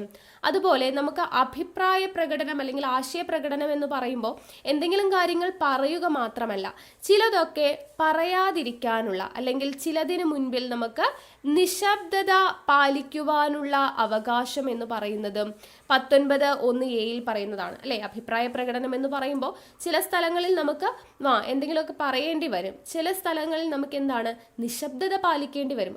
അതും എന്താ ഒരാശയം കൺവേ ചെയ്യും അല്ലെ. അപ്പൊ ആശയ പ്രകടനത്തിന് അല്ലെങ്കിൽ അഭിപ്രായ പ്രകടനത്തിനുള്ള സ്വാതന്ത്ര്യം എന്ന് പറയുന്നതിൽ നിശബ്ദത പാലിക്കാനുള്ള സ്വാതന്ത്ര്യം വരും. ദെൻ അതുപോലെ തന്നെ ദേശീയ പതാക ഉയർത്തുവാനുള്ള അവകാശം. ദേശീയ പതാക ഉയർത്തുക എന്ന് പറയുന്നത് നമ്മൾ നമ്മുടെ രാജ്യത്തോട് അല്ലെ നമ്മൾക്കുള്ള എന്താണ് ബഹുമാനവും അതിന്റെ കാര്യങ്ങളും അങ്ങനെയുള്ള ഒരു ആശയം തന്നെയാണ് കൺവേ ചെയ്യുന്നത് അല്ലെ. നമ്മൾ ഏത് രാജ്യക്കാരനാണ് അല്ലെങ്കിൽ നമുക്ക് ദേശത്തോടുള്ള സ്നേഹം അതെല്ലാം നമുക്ക് പ്രകടിപ്പിക്കുന്ന റെസ്പെക്ട്, ഇതെല്ലാം പ്രകടിപ്പിക്കുന്നതിനുള്ള ഒരു കാര്യമാണ് ദേശീയ പതാക ഉയർത്തുക. അപ്പൊ ദേശീയ പതാക ഉയർത്തുന്നതിനുള്ള അവകാശം ഇതെല്ലാം 19(1)A കീഴിൽ വരുന്നതാണ്. അതുപോലെ തന്നെ സർക്കാരിന്റെ പ്രവർത്തനങ്ങളെ കുറിച്ച് അറിയുവാനുള്ള അവകാശം. സർക്കാരിന്റെ പ്രവർത്തനങ്ങൾ അവരെന്തൊക്കെ കാര്യങ്ങളാണ് ചെയ്യുന്നത് ഇതെല്ലാം അറിയുവാനുള്ള അവകാശം. അപ്പൊ അറിയുവാനുള്ള അവകാശം എന്ന് പറയുന്ന സമയത്ത് നമുക്ക് ഇവിടെ ഇൻഡയറക്റ്റ് ആയിട്ട് പറയാവുന്ന ഒരു കാര്യമാണ് വിവരാവകാശ കമ്മീഷൻ ഫോം ചെയ്യാനായിട്ട് പ്രചോദനമായ, പരോക്ഷമായിട്ടാണ് കേട്ടോ, പരോക്ഷമായി. ആ വേർഡ് ഇമ്പോർട്ടൻ്റ് ആണ്. കാരണം ഇന്ത്യൻ ഭരണഘടനയിൽ എവിടെയും തന്നെ വിവരാവകാശത്തെക്കുറിച്ചോ വിവരാവകാശ കമ്മീഷനെ കുറിച്ചോ നമ്മൾ പറയുന്നില്ല. ഇന്ത്യൻ ഭരണഘടനയിൽ എവിടെയും പ്രതിപാദിക്കുന്നില്ല. പക്ഷെ നമ്മളിപ്പോൾ പറഞ്ഞു നമുക്ക് ഒരാൾ അഭിപ്രായം പറയുക അല്ലെങ്കിൽ ഒരാൾ സംസാരിക്കുക എന്ന് പറയുമ്പോൾ നമ്മൾ അതിലൂടെ കുറേ കാര്യങ്ങൾ അറിയുകയാണ് അല്ലേ. അപ്പം അറിയാനുള്ള അവകാശം എന്ന് പറയുന്നത് ഇൻഡയറക്റ്റ് ആയിട്ട്. അപ്പോൾ പരോക്ഷമായി വിവരാവകാശ കമ്മീഷൻ രൂപം കൊള്ളാൻ പ്രചോദനമായ ആർട്ടിക്കിൾ ഏത് എന്ന് ചോദിച്ചെങ്കിൽ ഏതാണ്? 19(1)(a) ആണ് എന്ന് നമുക്ക് പറയാം. അപ്പൊ ഇത്രയും കാര്യങ്ങൾ 19(1)(a)യുമായി ബന്ധപ്പെട്ട് ജസ്റ്റ് ഒന്ന് അറിഞ്ഞിരിക്കാം. അതേപോലെ തന്നെ പിന്നെ 19(1)(c) നമ്മൾ പറഞ്ഞല്ലേ, 19(1)(c) നമ്മൾ എന്താ പറഞ്ഞത്? സംഘടനാ സ്വാതന്ത്ര്യമാണ് അല്ലെ, സംഘടനാ സ്വാതന്ത്ര്യമാണ് നമ്മൾ പറഞ്ഞത്.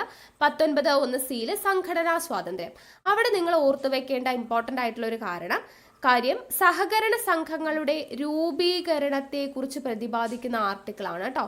സഹകരണ സംഘങ്ങളുടെ രൂപീകരണത്തെ കുറിച്ച് പ്രതിപാദിക്കുന്ന ആർട്ടിക്കിളാണ് 19(1)(c) എന്ന് പറയുന്നത്. അപ്പൊ സഹകരണ സംഘങ്ങൾ എന്ന് പറയുന്ന സംഭവം ഇങ്ങനെ കൂട്ടിച്ചേർത്തതാണ് പുതിയതായിട്ട് ഈ ഒരു ആർട്ടിക്കിളിലോട്ട്. ആദ്യം സഹകരണ സംഘം എന്ന് പറയുന്നത് ഒരു ഭരണഘടനാ സ്ഥാപനമായിരുന്നില്ല. നിലവിൽ അതൊരു ഭരണഘടനാ സ്ഥാപനമാണ്. 19(1)(c)യിൽ കൂട്ടിച്ചേർത്തതാണ്. നമ്മൾ പഠിച്ചു, ഒരു ഭരണഘടനയിൽ ഇല്ലാത്ത പുതിയൊരു കാര്യം കൂട്ടിച്ചേർക്കണമെങ്കിൽ ഒരു ഭേദഗതിയിലൂടെ പറ്റത്തുള്ളൂ അല്ലെ. അപ്പൊ ആ ഭേദഗതി ഏതാന്ന് ചോദിച്ചാൽ 97-ാം ഭേദഗതി 2011-ലൂടെയാണ് സഹകരണ സംഘം എന്ന് പറയുന്ന വാക്ക് 19(1)(c)യിൽ കൂട്ടിച്ചേർത്തത്. സഹകരണ സംഘം എന്ന് പറയുന്ന വാക്ക് 19(1)(c)യിൽ കൂട്ടിച്ചേർത്ത ഭേദഗതി ഏതാണ്? 97-ാം ഭേദഗതി 2011 എന്നുള്ളത് ഓർത്തിരിക്കുക. ഈ 97-ാം ഭേദഗതിയിലൂടെ പുതുതായി കൂട്ടിച്ചേർത്ത ഒരു ഭാഗം എന്ന് പറയുന്നത് 9B എന്ന് പറയുന്ന ഭാഗമാണ് പുതിയതായിട്ട് കൂട്ടിച്ചേർത്തത്. അതും കൂടെ ഓർത്തിരിക്കുക. ഓക്കെ, അപ്പൊ ഇത്രയും കാര്യങ്ങൾ ഇവിടെ ഒന്ന് മനസ്സിലാക്കി വെക്കുക. അപ്പൊ 19 ആർട്ടിക്കിൾ 19 നമ്മൾ പറഞ്ഞു കഴിഞ്ഞു. ഇനി അടുത്തത് ആർട്ടിക്കിൾ 20 ആണ് പറയുന്നത്. ആർട്ടിക്കിൾ 20 പറയുന്നത് എന്താ? കുറ്റങ്ങൾ സ്ഥാപിക്കുന്നത് സംബന്ധിച്ചുള്ള സംരക്ഷണമാണ് കേട്ടോ. കുറ്റങ്ങൾ സ്ഥാപിക്കുന്നത്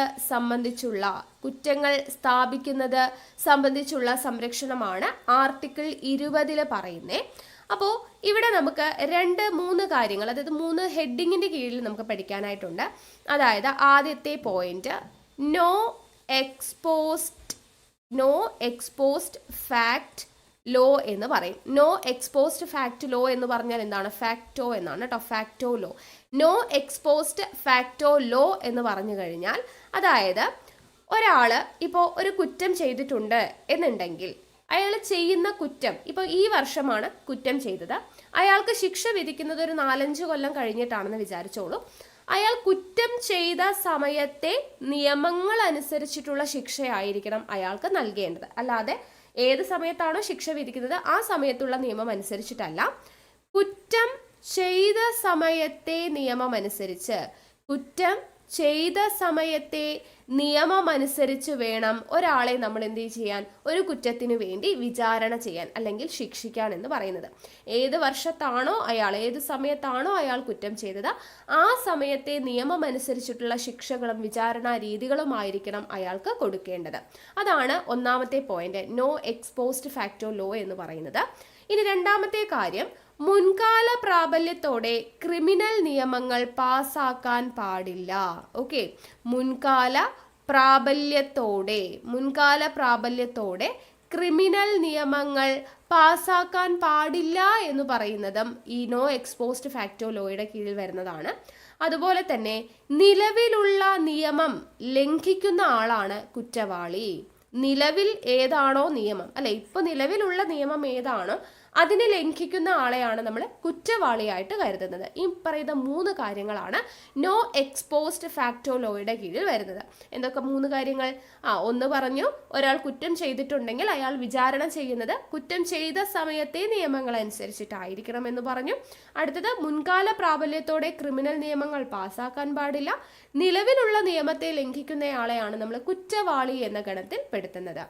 ഇനി അടുത്ത ഒരു ഭാഗം ആർട്ടിക്കിൾ 20 വരുന്നതാണ് നോ ഡബിൾ ജിയോപാർഡി എന്നാണ് പറയുക. നോ ഡബിൾ ജിയോപാർഡി എന്ന് വെച്ചാൽ ഒരു കുറ്റത്തിന് ഒരു വ്യക്തിയെ ഒന്നിലധികം തവണ ശിക്ഷിക്കാനോ പ്രോസിക്യൂട്ട് ചെയ്യുവാനോ പാടില്ല. ഒരു കുറ്റം ചെയ്ത ഒരു വ്യക്തിയെ ഒന്നിലധികം തവണ, ഒരു കുറ്റത്തിന് ഒരു വ്യക്തിയെ ഒന്നിലധികം തവണ പ്രോസിക്യൂട്ട് ചെയ്യാനോ ശിക്ഷിക്കാനോ പാടില്ല എന്ന് പറയുന്നതാണ് നോ ഡബിൾ ജിയോപാർഡി എന്ന് പറയുന്നത്. ദെൻ അടുത്തതാണ് no self incrimination. No self incrimination എന്ന് വെച്ചാൽ എന്താണ്?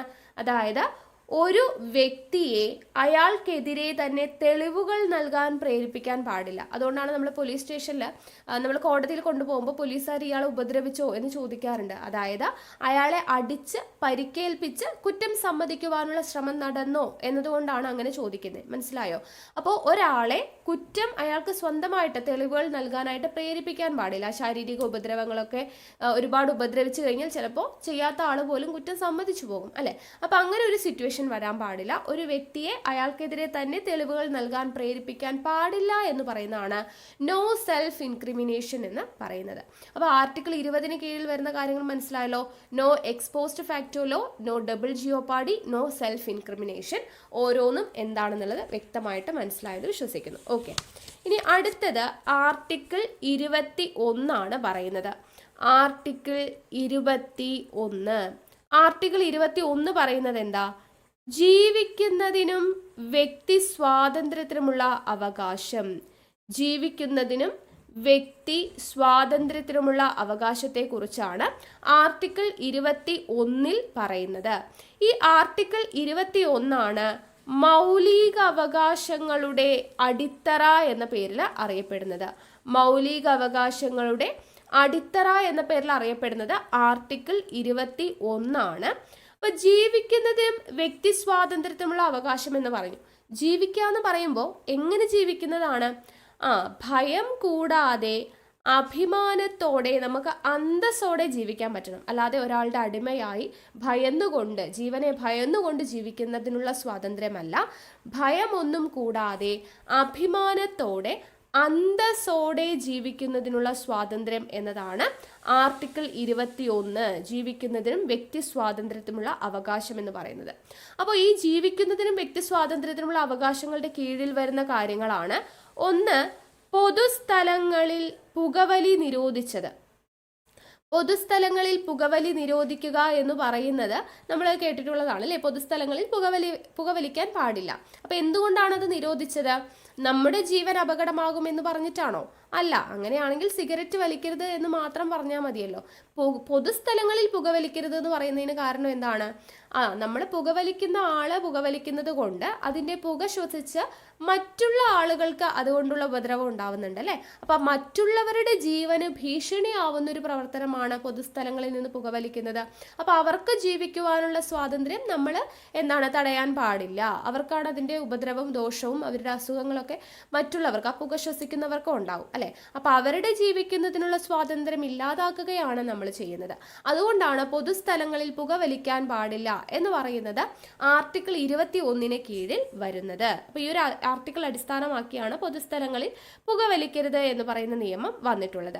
അതുപോലെ തന്നെയാണ് ഒരു പൗരന് സ്വന്തം ഇഷ്ടാനുസരണം ജീവിത പങ്കാളിയെ തിരഞ്ഞെടുക്കാനുള്ള അവകാശം ലഭിച്ചിട്ടുള്ളതും ഈ ഒരു ആർട്ടിക്കിൾ പ്രകാരമാണ്. ജീവിക്കുന്നതിനും വ്യക്തി സ്വാതന്ത്ര്യവുമുണ്ട്, അല്ലെ? വ്യക്തി സ്വാതന്ത്ര്യവുമുണ്ട്. അപ്പൊ ഇഷ്ടമുള്ള ഒരു പങ്കാളിയെ തിരഞ്ഞെടുക്കുന്നതിനുള്ള അവകാശം ഏതിലാണ് വരുന്നത്? ഇഷ്ടമുള്ള പങ്കാളിയെ തിരഞ്ഞെടുക്കുന്നതിനുള്ള, ജീവിത പങ്കാളിയെ തിരഞ്ഞെടുക്കുന്നതും ആർട്ടിക്കിൾ 21 കീഴിൽ വരുന്നതാണ്. അതുപോലെ തന്നെയാണ് പ്രൈവസി, സ്വകാര്യതയ്ക്കുള്ള അവകാശം. സ്വകാര്യതയ്ക്കുള്ള അവകാശം മൗലിക അവകാശം ആയിട്ട് മാറിയിട്ടുണ്ട്, അല്ലെ? അപ്പൊ സ്വകാര്യതയ്ക്കുള്ള അവകാശം ഉൾപ്പെടുന്നത് ആർട്ടിക്കിൾ 21. അപ്പൊ സ്വകാര്യതയ്ക്കുള്ള അവകാശം മൗലിക അവകാശമാണ് എന്ന് വിധി പ്രഖ്യാപിച്ച കേസാണ് KS Puttaswamy case. KS Puttaswamy versus union of India 2017 ആണ് കേട്ടോ. 2017 KS പുട്ടസ്വാമി കേസാണ് സ്വകാര്യതയ്ക്കുള്ള അവകാശം മൗലിക അവകാശമായിട്ട് പ്രഖ്യാപിച്ച കേസ് എന്നുള്ളത് ഓർത്തിരിക്കുക. KS പുട്ടസ്വാമി കേസ് കേട്ടോ. അപ്പൊ ഇത്രയും കാര്യങ്ങൾ ആർട്ടിക്കിൾ 21 ബന്ധപ്പെടുത്തി ഓർത്തിരിക്കുക. ഇനി next article 21A. Article 21A ആണ് പറയുന്നത്. Article 21A. 21A പറയുന്നത് എന്താണ്? 6 മുതൽ 14 വയസ്സ് വരെയുള്ള കുട്ടികൾക്ക് സൗജന്യവും വിദ്യാഭ്യാസം, അല്ലെ? സൗജന്യവുമായിട്ടുള്ള വിദ്യാഭ്യാസം നൽകണമെന്ന് നിഷ്കർഷിക്കുന്നതാണ് ആർട്ടിക്കിൾ 21A. 6 മുതൽ 14 വയസ്സ് വരെയുള്ള കുട്ടികൾക്കുള്ള സൗജന്യ വിദ്യാഭ്യാസം. 6 മുതൽ 14 വയസ്സ് വരെയുള്ള കുട്ടികൾക്ക് സൗജന്യ വിദ്യാഭ്യാസം നൽകണമെന്ന് നിഷ്കർഷിക്കുന്ന ആർട്ടിക്കിളാണ് ആർട്ടിക്കിൾ 21A പറയുന്നത്.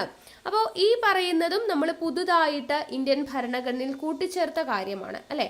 ആർട്ടിക്കിൾ 21A വിദ്യാഭ്യാസത്തിനുള്ള അവകാശം കൂട്ടിച്ചേർത്തതാണ്. അപ്പോൾ പുതുതായിട്ടൊരു കാര്യം കൂട്ടിച്ചേർക്കണമെങ്കിൽ ഒരു ഭേദഗതി വരണം. അതാണ് 86-ാം ഭേദഗതി. 86-ാം ഭേദഗതി വർഷം 2002. 2002 86-ാം ഭേദഗതിയിലൂടെയാണ് ആർട്ടിക്കിൾ 21A കൂട്ടിച്ചേർത്തത്. ഈ 86-ാം ഭേദഗതി വരുന്ന സമയത്തെ പ്രധാനമന്ത്രി ആരായിരുന്നു എന്ന് ചോദിച്ചു കഴിഞ്ഞാൽ അടൽ ബിഹാരി വാജ്പേയി ആയിരുന്നു കേട്ടോ. AB വാജ്പേയി ആയിരുന്നു ആ സമയത്തെ പ്രധാനമന്ത്രി. പ്രസിഡന്റ് ആരായിരുന്നു എന്ന് ചോദിച്ചു കഴിഞ്ഞാൽ APJ അബ്ദുൽ കലാം ആയിരുന്നു. ഓക്കെ, അപ്പൊ 86-ാം ഭേദഗതി നിലവിൽ വരുന്ന സമയത്ത് പ്രധാനമന്ത്രി AB Vajpayee, president APJ Abdul Kalam ആയിരുന്നു. ഇനി പാർലമെന്റ് വിദ്യാഭ്യാസ അവകാശ നിയമം പാസാക്കിയത് എപ്പോൾ? പാസാക്കിയത് ചോദിച്ചാൽ 2009 ഓഗസ്റ്റ് 26 പാസാക്കിയത്. നിലവിൽ വന്നത് സ്ഥിരം ചോദ്യമാണ് 2010 ഏപ്രിൽ 1. 2010 ഏപ്രിൽ 1 വിദ്യാഭ്യാസ അവകാശ നിയമം നിലവിൽ വരുന്നത്. പാസാക്കിയത് 2009 ഓഗസ്റ്റ് 26. ഓക്കെ അല്ലേ? അപ്പൊ ഇത്രയും കാര്യങ്ങൾ ആർട്ടിക്കിൾ 21A ബന്ധപ്പെടുത്തി അറിഞ്ഞിരിക്കുക. ഇനി അടുത്തത് ആർട്ടിക്കിൾ 22. ആർട്ടിക്കിൾ 22 പറയുന്നത് എന്താണ്? അന്യായമായ അറസ്റ്റിനും തടങ്കലിൽ വയ്ക്കുന്നതിനെതിരെയുള്ള അവകാശം. അന്യായമായ അറസ്റ്റിനും തടങ്കലിൽ വെക്കുന്നതിനെതിരെയുള്ള അവകാശത്തെയാണ് ആർട്ടിക്കിൾ 22 പ്രതിപാദിക്കുന്നത്. അപ്പൊ അറസ്റ്റ് എന്നൊക്കെ പറയുമ്പോൾ നമുക്കറിയാം, നമ്മൾ 2 കൈയിലും വിലങ്ങൊക്കെ ഇടും അല്ലെ. അപ്പൊ 22 കൈയിലും വിലങ്ങൊക്കെ ഇട്ടിട്ടാണ് നമ്മൾ അറസ്റ്റ് ചെയ്യുക. ആ രീതിയിൽ ഓർത്താൽ മതി. അപ്പൊ ആർട്ടിക്കിൾ 22 അന്യായമായ അറസ്റ്റിനും തടങ്കലിൽ വെക്കുന്നതിനെതിരെയുമുള്ള അവകാശത്തെ കുറിച്ച് പറയുന്നത്. ഓക്കെ, അപ്പൊ ഇവിടെ പറയുന്ന 1-2 പോയിന്റ് ഉണ്ട്. അതായത് അറസ്റ്റ് ചെയ്യപ്പെടുന്ന ഒരു വ്യക്തിക്ക് അറസ്റ്റിന്റെ കാരണം അറിയുവാനുള്ള അവകാശമുണ്ട്. അപ്പൊ അന്യായമായ അറസ്റ്റ് എന്ന് പറയുമ്പോൾ നമുക്ക് എന്താണ്, അതിന് എതിരെയുള്ള അവകാശമാണ് പറയുന്നത്. അപ്പോൾ ഒരാളെ അറസ്റ്റ് ചെയ്യാൻ പോവാണ്. ഇപ്പൊ നമ്മൾ സിനിമയിലൊക്കെ കാണുന്നത് പോലെ കുറച്ച് പോലീസുകാർ വന്നു, യു ആർ അണ്ടർ അറസ്റ്റ് എന്ന് പറഞ്ഞിട്ട് ആളെ ജീപ്പിൽ കയറ്റി കൊണ്ടുപോകുന്നു. അങ്ങനെയൊന്നും ചെയ്യാൻ പറ്റത്തില്ല. ഒരാളെ നമ്മൾ അറസ്റ്റ് ചെയ്യണമെന്നുണ്ടെങ്കിൽ നമ്മൾ പറയില്ലേ, ഇപ്പോഴത്തെ മൂവീസിലൊക്കെ ആണെങ്കിൽ കാണാം, ഒരാളെ അറസ്റ്റ് ചെയ്യാൻ വരുമ്പോൾ ഹീറോ ചോദിക്കും വാറന്റ് ഉണ്ടോ കയ്യിൽ അല്ലെ. എന്താണ് ഈ വാറന്റ്? ഈ ആളെ എന്തിനാണ് നമ്മൾ അറസ്റ്റ് ചെയ്യുന്നത് എന്നുള്ളത് അയാളെ ബോധ്യപ്പെടുത്തണം.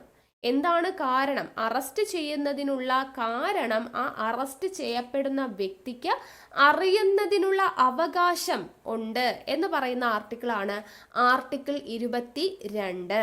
ഓക്കെ, ഇനി രണ്ടാമത്തെ പോയിന്റ്, ഒരാളെ നമ്മൾ അറസ്റ്റ് ചെയ്തു എന്ന് വിചാരിക്കാം. എത്ര മണിക്കൂറിനുള്ളിൽ കോടതിയിൽ ഹാജരാക്കണം? 24 മണിക്കൂറിനുള്ളിൽ. 24 മണിക്കൂറിനുള്ളിൽ നമ്മൾ അദ്ദേഹത്തെ കോടതിയിൽ ഹാജരാക്കണം. അപ്പൊ അറസ്റ്റ് ചെയ്യപ്പെടുന്ന ഒരു വ്യക്തിക്ക് എന്തിന് അറസ്റ്റ് ചെയ്യുന്നു, എന്തിനാണ് അറസ്റ്റ് ചെയ്യുന്നത് എന്നുള്ള കാര്യം അറിയാനുള്ള അവകാശമുണ്ട്. അറസ്റ്റ് ചെയ്താൽ 24 മണിക്കൂറിനുള്ളിൽ കോടതിയിൽ ഹാജരാക്കണം എന്നും പറയുന്നുണ്ട്. ഇനിയിപ്പോൾ വിദേശത്തൊക്കെയാണ് ഒരു കുറ്റവാളി ഇരിക്കുന്നതെന്ന് വെച്ചെങ്കിൽ നമുക്ക് 24 മണിക്കൂറിനുള്ളിൽ നമ്മുടെ കോടതിയിലേക്ക് കൊണ്ടുവരാൻ ചിലപ്പോൾ പറ്റത്തില്ല. അപ്പോൾ വിദേശത്ത് വെച്ചിട്ടൊക്കെയാണ് അറസ്റ്റ് ചെയ്യുന്നത്, അല്ലെങ്കിൽ കുറച്ച് ദൂരെയുള്ള സ്ഥലങ്ങളിൽ നിന്നാണ് അറസ്റ്റ് ചെയ്യുന്നതെന്നുണ്ടെങ്കിൽ അവിടെ നിന്നും അറസ്റ്റ് ചെയ്ത് നമ്മുടെ നാട്ടിലെത്തി പിന്നീട് 24 മണിക്കൂറിനുള്ളിൽ കോടതിയിൽ ഹാജരാക്കണം. അങ്ങനെയാണ് കേട്ടോ. അതൊന്ന് നോട്ട് ചെയ്ത് വെച്ചേക്കാം. ഓക്കെ, ഇനി മൂന്നാമത്തെ പോയിന്റ് കരുതൽ തടങ്കൽ എന്ന് നമ്മൾ പറയും അല്ലെ. കരുതൽ തടങ്കലുമായി ബന്ധപ്പെട്ട ആർട്ടിക്കിളാണ് ആർട്ടിക്കിൾ 22 എന്ന് പറയാറുണ്ട്. കരുതൽ തടങ്കൽ എന്താണ്? കരുതൽ തടങ്കൽ നമ്മളൊരു മുൻകരുതൽ എടുക്കുകയാണ്. മുൻകരുതൽ എന്ന് പറയുമ്പോൾ അതായത് ഒരാൾ കുറ്റം ഇപ്പം ചെയ്തിട്ടില്ല, പക്ഷേ ഇനി കുറ്റം ചെയ്യാൻ സാധ്യതയുണ്ട്. ഇപ്പൊ ഏതെങ്കിലും ഒരു പാർട്ടിയുമായിട്ട് ബന്ധപ്പെട്ട എന്തെങ്കിലും പ്രോഗ്രാം ഒക്കെ നടക്കുവാണ്. അപ്പോൾ എതിർ പാർട്ടിക്കാരൻ ഏതെങ്കിലും ഒരാൾ ഒരു പ്രശ്നം ഉണ്ടാക്കാനുള്ള ഒരു ചാൻസ് ഉണ്ട്, അല്ലെങ്കിൽ എന്തെങ്കിലും അടിയോ ഇടിയോ പ്രശ്നങ്ങളൊക്കെ വരാൻ ഒരു സാധ്യതയുണ്ട് എന്നുള്ള ഒരു ഉറച്ചൊരു വിശ്വാസം അല്ലെങ്കിൽ ഒരു സംശയം നമുക്ക് തോന്നിക്കഴിഞ്ഞാൽ അവരെ ആ ഒരു പ്രശ്നം ഒഴിവാക്കാനായിട്ട് കുറച്ച് നാളത്തേക്ക് നമുക്ക് എന്ത് ചെയ്യാൻ പറ്റും? പ്രത്യേകിച്ച് നടപടിക്രമങ്ങളൊന്നും കൂടാതെ അറസ്റ്റ് ചെയ്യാനായിട്ട് പറ്റും. അതിനെയാണ് നമ്മൾ കരുതൽ തടങ്കൽ എന്ന് പറയാം. മുൻകരുതൽ എടുക്കുവാണ് നമ്മൾ, പ്രശ്നങ്ങൾ ഉണ്ടാവാതിരിക്കാനായിട്ട് മുൻകരുതൽ എടുക്കുന്നു. അങ്ങനെ അറസ്റ്റ് ചെയ്യുന്നതിനെയാണ് നമ്മൾ കരുതൽ തടങ്കൽ എന്ന് പറയുക. അപ്പോൾ ഈ കരുതൽ തടങ്കലിൽ അറസ്റ്റ് ചെയ്ത ആളെ എത്ര കാലം വേണമെങ്കിലും കസ്റ്റഡിയിൽ വയ്ക്കാൻ പറ്റുമോ? ഇല്ല, അതിനൊരു കാലപരിധിയുണ്ട്. 3 മാസം വരെ അവരെ എന്ത് ചെയ്യാം? കസ്റ്റഡിയിൽ വയ്ക്കാം. 3 മാസം വരെയാണ് കരുതൽ തടങ്കലിന്റെ കാലാവധി. പിന്നീട് അത് നീട്ടിക്കിട്ടണം എന്നുണ്ടെങ്കിൽ ഒരു സമിതിയുണ്ട്, അവരുടെ പെർമിഷനോട് കൂടെയൊക്കെയാണ് അത് നീട്ടിക്കിട്ടത്തുള്ളൂ. നിങ്ങൾ ഇത്രയും പഠിച്ചു വെക്കുക. കരുതൽ തടങ്കലിന്റെ കാലാവധി എന്ന് പറയുന്നത് എത്ര മാസത്തോളം അവരെ കസ്റ്റഡിയിൽ വയ്ക്കാം? 3 മാസത്തോളം അവരെ കസ്റ്റഡിയിൽ വയ്ക്കാം എന്നുള്ളത് ഓർത്തിരിക്കുക. ഈ കരുതൽ തടങ്കൽ ബില്ലുണ്ടല്ലോ, അത് പാർലമെന്റിൽ അവതരിപ്പിച്ചത് ആരാന്ന് ചോദിച്ചു കഴിഞ്ഞാൽ സർദാർ വല്ലഭായ് പട്ടേലാണ്. കരുതൽ തടങ്കൽ ബില്ല് കേട്ടോ, കരുതൽ തടങ്കൽ ബില്ല് പാർലമെന്റിൽ അവതരിപ്പിച്ചത് ആരാണ്? സർദാർ വല്ലഭായ് പട്ടേലാണ്. ഈ കരുതൽ തടങ്കൽ നിയമപ്രകാരം അറസ്റ്റിലായ ആദ്യത്തെ വ്യക്തിയാണ് AK ഗോപാലൻ. AK ഗോപാലനാണ് ചോദിച്ചിട്ടുണ്ട് കേട്ടോ. കരുതൽ തടങ്കൽ അനുസരിച്ച് ആദ്യമായിട്ട് കരുതൽ തടങ്കൽ നിയമപ്രകാരം ആദ്യമായിട്ട് അറസ്റ്റിലായ വ്യക്തി ആരാണ്?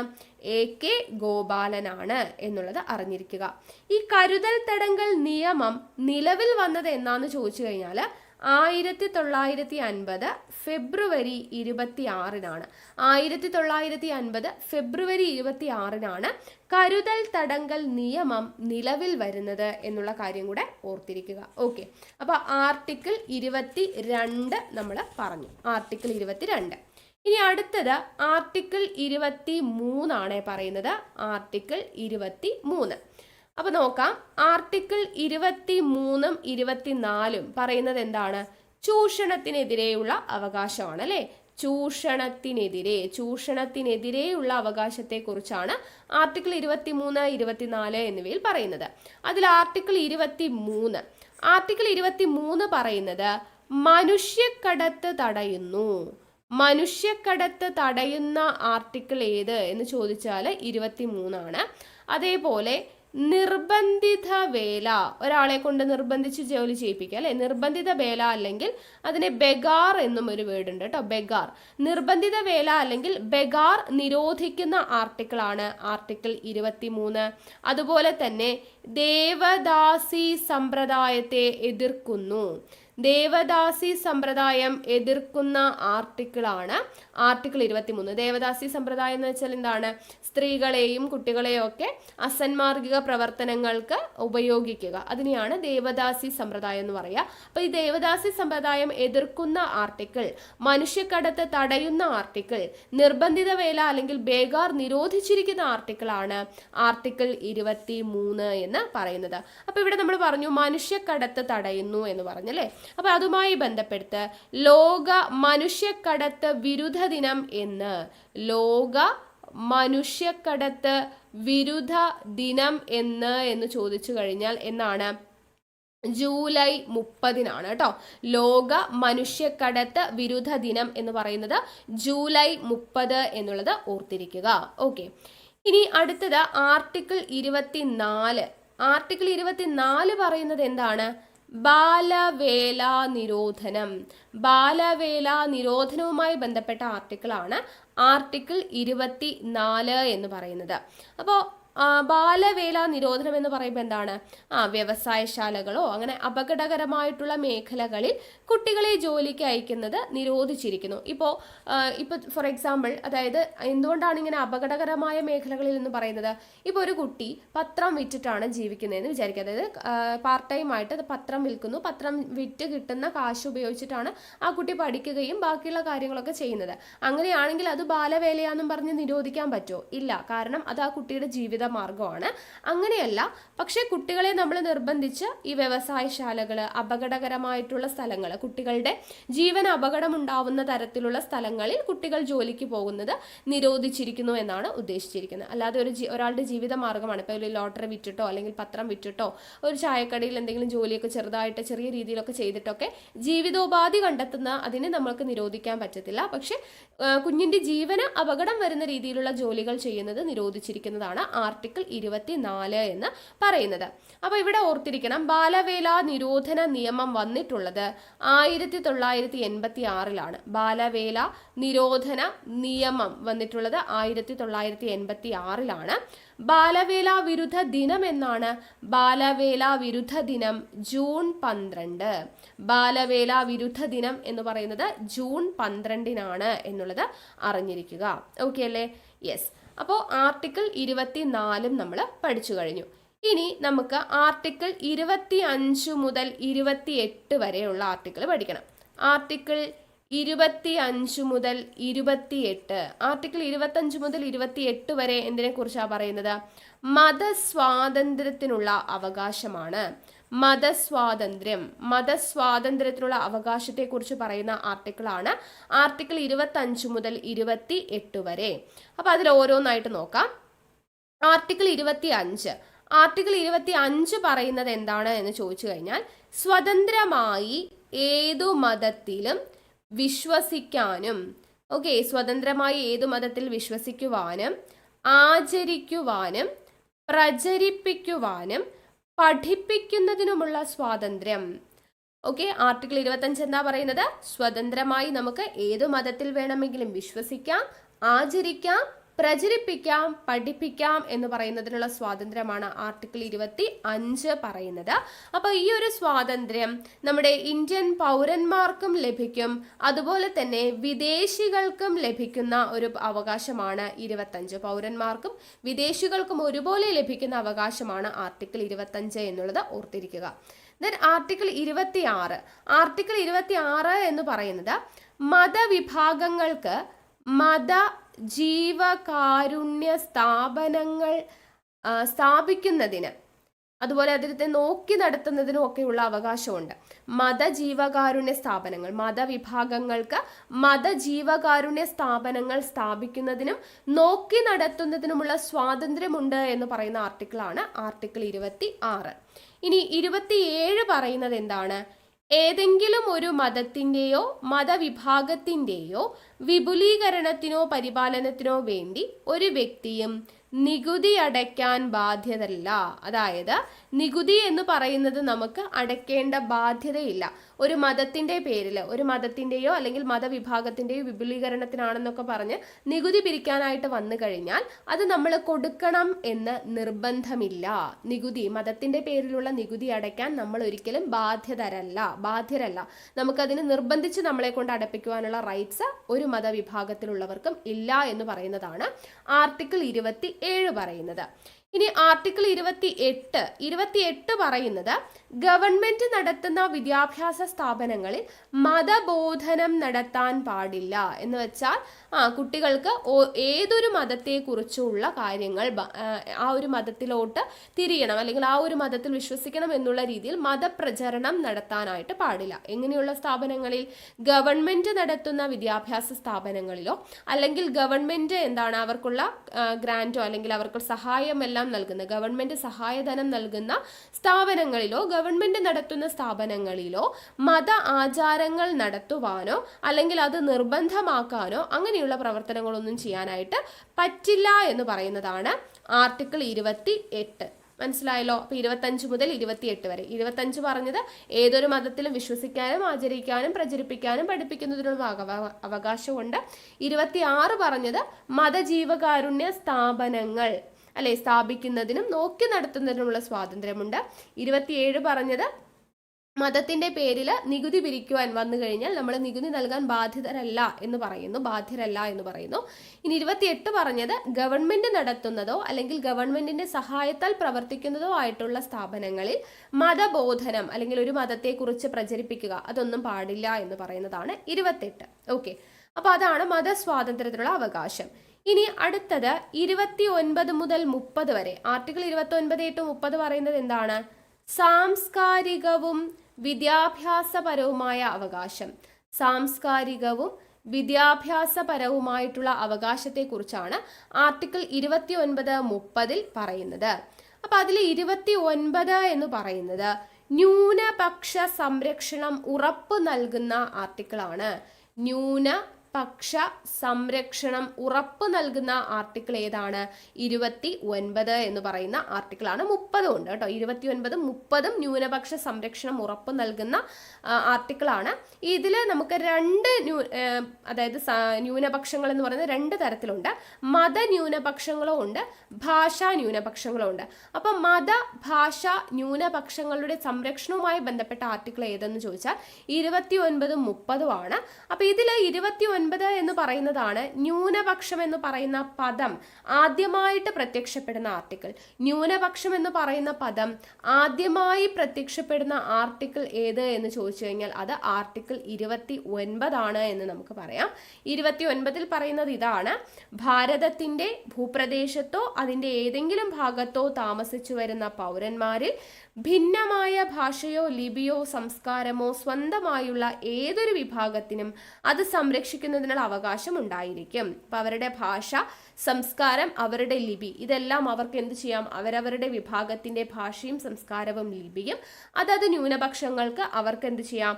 അത് സംരക്ഷിക്കുവാനുള്ള അവകാശമുണ്ട് എന്ന് പറയുന്നതാണ് ആർട്ടിക്കിൾ 29. അതുകൊണ്ട് തന്നെ ന്യൂനപക്ഷം എന്ന് പറയുന്ന പദം ആദ്യമായിട്ട് പ്രത്യക്ഷപ്പെട്ട ആർട്ടിക്കിൾ കൂടിയാണ് ആർട്ടിക്കിൾ 29 എന്ന് പറയുന്നത്. ഇനി ആർട്ടിക്കിൾ 30 പറയുന്നത് എന്താണ്? ന്യൂനപക്ഷങ്ങൾക്ക് അവരുടെ ഭാഷയുടെ, മതത്തിന്റെ പുരോഗമനത്തിനു വേണ്ടിയിട്ട് വിദ്യാഭ്യാസ സ്ഥാപനങ്ങൾ നടത്താം. പുരോഗമനത്തിന് വേണ്ടിയിട്ട് കേട്ടോ, ന്യൂനപക്ഷങ്ങൾക്ക് അവരുടെ ഭാഷയുടെ പുരോഗമനത്തിന് വേണ്ടിയോ മതത്തിന്റെ പുരോഗമനത്തിന് വേണ്ടിയോ വിദ്യാഭ്യാസ സ്ഥാപനങ്ങൾ നടത്താം എന്ന് പറയുന്ന ആർട്ടിക്കിളാണ് ആർട്ടിക്കിൾ 30 എന്ന് പറയുന്നത്. ഓക്കെ, അപ്പോൾ ഈ ന്യൂനപക്ഷങ്ങളുടെ കാര്യം പറഞ്ഞില്ലേ? അപ്പൊ ന്യൂനപക്ഷം എന്ന് പറയുന്നതിൽ ദേശീയ അടിസ്ഥാനത്തിൽ ഈ ന്യൂനപക്ഷം എന്ന് പറയുന്ന വിഭാഗത്തിൽ ഉൾപ്പെടുന്ന മതങ്ങൾ എത്രയാണ് എന്ന് ചോദിച്ചു കഴിഞ്ഞാൽ 6 മതങ്ങളാണ് ഉള്ളത്. ഓക്കെ, ന്യൂനപക്ഷ വിഭാഗത്തിൽ പെടുന്ന മതങ്ങൾ 6 എണ്ണമാണ് ദേശീയ അടിസ്ഥാനത്തിലുള്ളത്. അത് ഏതൊക്കെയാണെന്നുള്ളത് പഠിച്ചു വെക്കണം. 1 ഇസ്ലാം, 2 ക്രിസ്തു, 3 സിഖ്, 4 പാഴ്സി, 5 ബുദ്ധമതം, 6 ജൈനമതം. ഓക്കെ, അപ്പോൾ ഈ 6 മതങ്ങളാണ് ദേശീയ അടിസ്ഥാനത്തിൽ ന്യൂനപക്ഷം എന്ന് പറയുന്ന വിഭാഗത്തിൽ ഉൾപ്പെടുന്ന മതങ്ങൾ. 6 എണ്ണം: ഇസ്ലാം മതം, ക്രിസ്തു മതം, സിഖ് മതം, പാഴ്സി, ബുദ്ധമതം, ജൈനമതം. ഈ 6 എണ്ണമാണ് ന്യൂനപക്ഷ വിഭാഗത്തിൽ ഉൾപ്പെടുന്ന, ദേശീയ അടിസ്ഥാനത്തിൽ ഉൾപ്പെടുന്ന 6 മതങ്ങൾ എന്ന് പറയുന്നത്. ഇതിൽ ഏറ്റവും ഒടുവിലായിട്ട് ന്യൂനപക്ഷ അംഗീകാരം ലഭിച്ച മതമാണ് ജൈനമതം. 2014 അംഗീകരിച്ചത്. ജൈനമതം ന്യൂനപക്ഷ മതമായിട്ട് അംഗീകരിച്ചത് 2014. അപ്പോൾ ഒരു മതം അത് ന്യൂനപക്ഷമാണോ അല്ലയോ എന്ന് തീരുമാനിക്കുന്നത് ആരാ? അത് ദേശീയ ന്യൂനപക്ഷ കമ്മീഷനാണ്. ദേശീയ ന്യൂനപക്ഷ കമ്മീഷനാണ് ഒരു മതം ന്യൂനപക്ഷമാണോ അല്ലയോ എന്ന് തീരുമാനിക്കുക. ദേശീയ ന്യൂനപക്ഷ കമ്മീഷൻ 1993 വരുന്നത്. അപ്പോൾ 1993 വന്ന ദേശീയ ന്യൂനപക്ഷ കമ്മീഷനാണ് ഒരു മതം ന്യൂനപക്ഷമാണോ അല്ലയോ എന്ന് തീരുമാനിക്കുന്നത്. അങ്ങനെയാണെങ്കിൽ ദേശീയ ന്യൂനപക്ഷ അവകാശ ദിനം എന്നാണ്?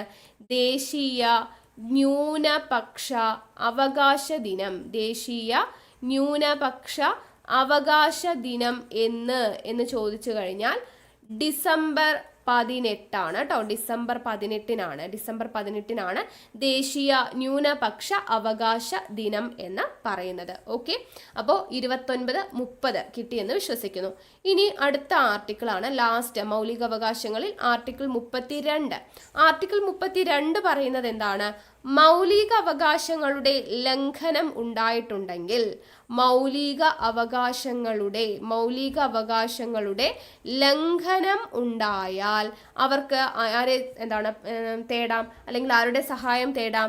സുപ്രീം കോടതിയെ നേരിട്ട് സമീപിക്കാം. മൗലിക അവകാശങ്ങളുടെ ലംഘനം ഉണ്ടായാൽ സുപ്രീം കോടതിയെ നേരിട്ട് സമീപിക്കാം എന്ന് പറയുന്ന ആർട്ടിക്കിളാണ് ആർട്ടിക്കിൾ 32 എന്ന് പറയുന്നത്. ഈ ആർട്ടിക്കിളിനെയാണ് ഡോക്ടർ BR അംബേദ്കർ എന്തെന്ന് പ്രതിപാദിച്ചത്? ഇന്ത്യൻ ഭരണഘടനയുടെ ഹൃദയവും ആത്മാവും എന്ന് BR അംബേദ്കർ വിശേഷിപ്പിച്ചതാണ് ആർട്ടിക്കിൾ 32.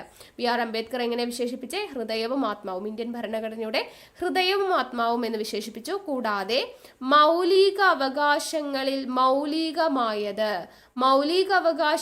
മൗലികമായത് എന്ന് BR അംബേദ്കർ വിശേഷിപ്പിച്ചതും ആർട്ടിക്കിൾ 32നെയാണ്. അപ്പൊ മൗലിക അവകാശങ്ങളുടെ ലംഘനമുണ്ടായാൽ ഒരു പൗരന് സുപ്രീം കോടതിയെ നേരിട്ട് സമീപിക്കാം എന്ന് പറയുന്ന ആർട്ടിക്കിളാണ് ആർട്ടിക്കിൾ 32.